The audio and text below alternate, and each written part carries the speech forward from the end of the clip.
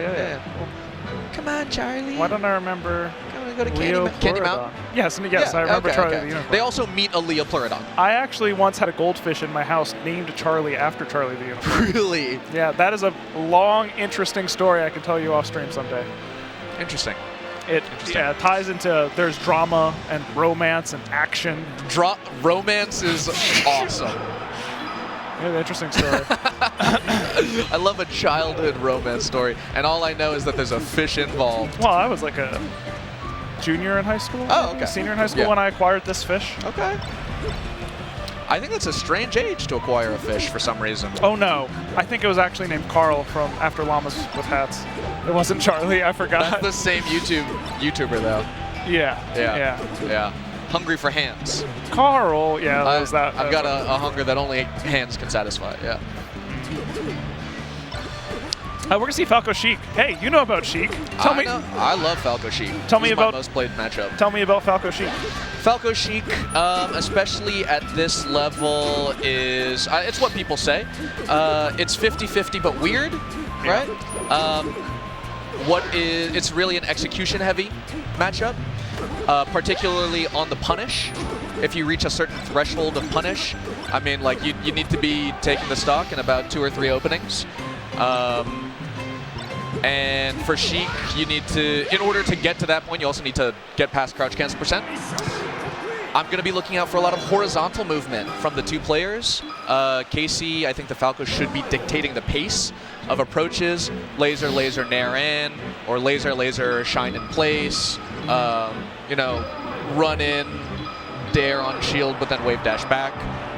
It'll be up to Leopluradon to move out of shield, find the whiff punishes, and if that is not the case, then I think Sheik really struggles to get anything going unless you find gimps, which are not going to be reliable against, I think, a player of Kacey's level. Yeah, and I mean, this whole incredibly punishing stock started with Kacey stopping Leopluradon's attempt to get out of shield. Yeah, and catching it with a shine and getting a huge punish. So, I mean, playing around that shield is going to be a big part of the game for sure. Yeah. It is a huge flip ledge dash from Kacey. It is a huge difference maker whether you can get good power shields and whether you can get good wave dashes out of shield. Yeah, it's why I lost to the Asian one. That was a close set. What a nice set. Okay, using the platform all right here, but not able to find that opening. Also, we're seeing that Leopluradon's going for those short hop aerials around the platform while Kacey is moving between them.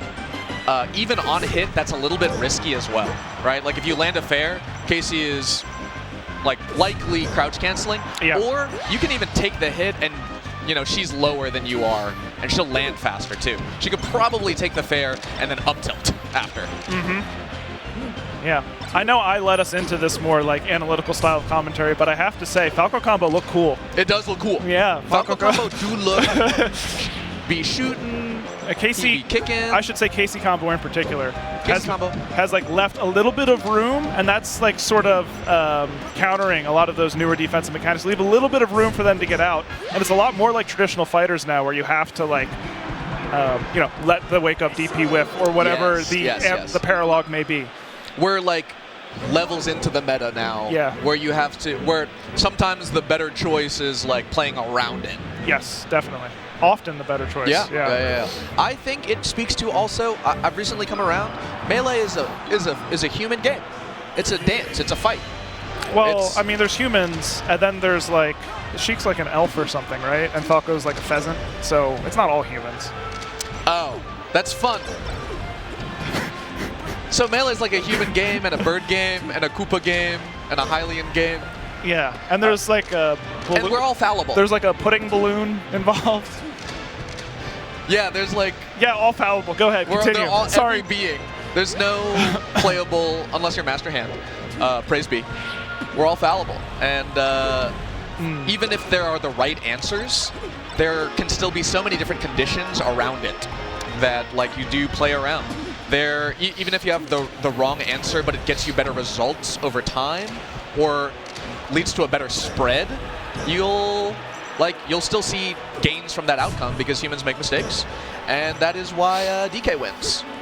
as we learn more and more about the game, in a lot of games, they sort of die off because the more right answers you find, like the longer you progress, the more right answers you find. Yes, and you can reach the end. I found often in Melee, the more answers that we find, or I guess the farther we progress, the less like right answers we find, and more often it's like, oh, this is now right 60% of the time instead of 70%. And this is good because it puts them in this other position. Yeah, and the reward has gone from, you know, X to X minus whatever.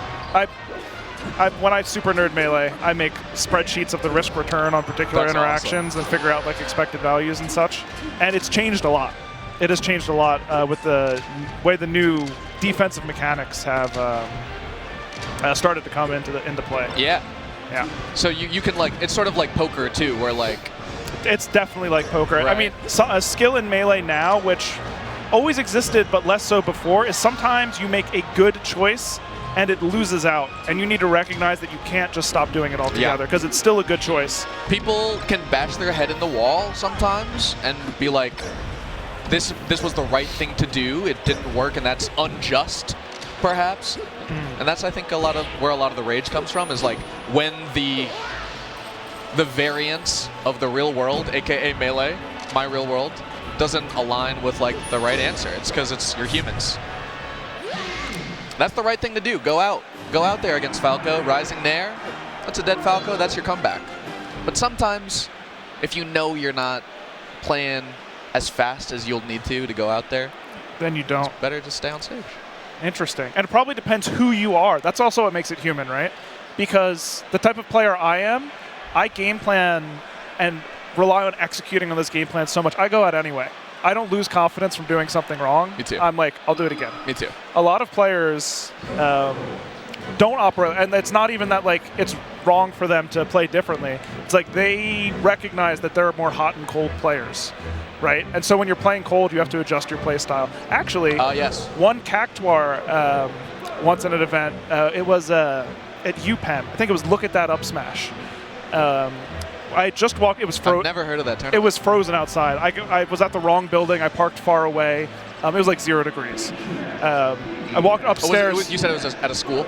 It was. Yeah, I think it was at UPenn. Okay. So you like had to walk through a facility, an outside campus. Yeah, it's a college through campus. campus. Yeah. So I mean, it was far. My hands were frozen. I couldn't feel them.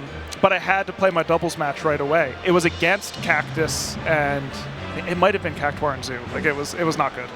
Or maybe it was like Cactuar and Velocity. It was a team like that, right? Okay. And I was also not any good back then. Who were you teaming with? Billy?